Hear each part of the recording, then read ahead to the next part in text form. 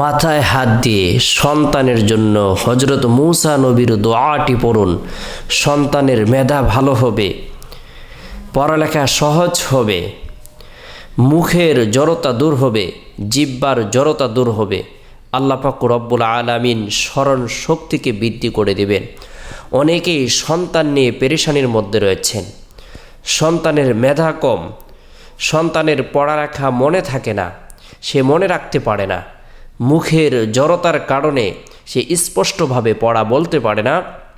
আপনি আপনার সন্তানের জন্য হজরত মূসা আলাইহিস সালামের দোয়াটি মাথায় হাত দিয়ে পড়ুন।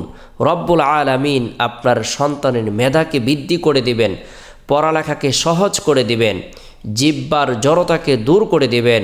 হজরত মূসা আলাইহিস সালামের জিহ্বার জড়তা ছিল, আল্লাহ তাআলার দরবারে দোয়া করেছেন, রব্বিশ রহলি সদরি ওয়ায়াসসিরলি আমরি ওয়াহলুল উকদাতাম মিন লিসানি ইয়াফকাহু কওলি।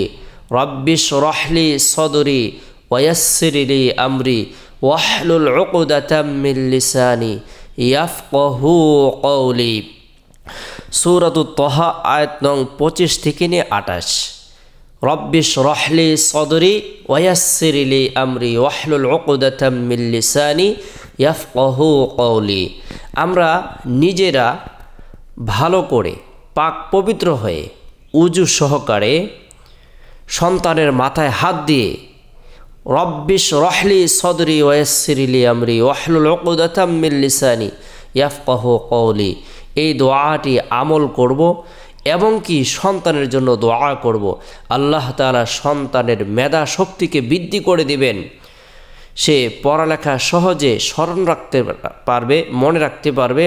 আল্লাহ তাআলা তার জিহ্বার জড়তাকে দূর করে দিবেন। আল্লাহ তাআলা খাস রহমত বর্ষণ করবেন। তাই আমরা সন্তানের জন্য মাথায় হাত দিয়ে বরকতপূর্ণ এই দোয়াটি আমল করব, তার মাথায় ফু দিয়ে দেব। এভাবে নিয়মিতভাবে আমরা আমল করতেই থাকব।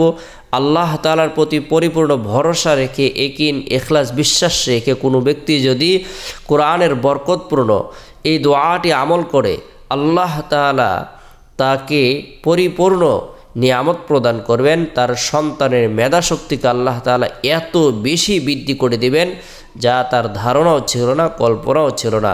আল্লাহ তাআলা আমাদের সকলের সন্তানগুলোকে মেধা শক্তিবান সন্তান হিসেবে কবুল করুক। আল্লাহ তাআলা সন্তানের সকল ধরনের বিপদ আপত্তিকে আল্লাহ পাক রব্বুল আলামিন যেন নিরাপত্তা রাখে।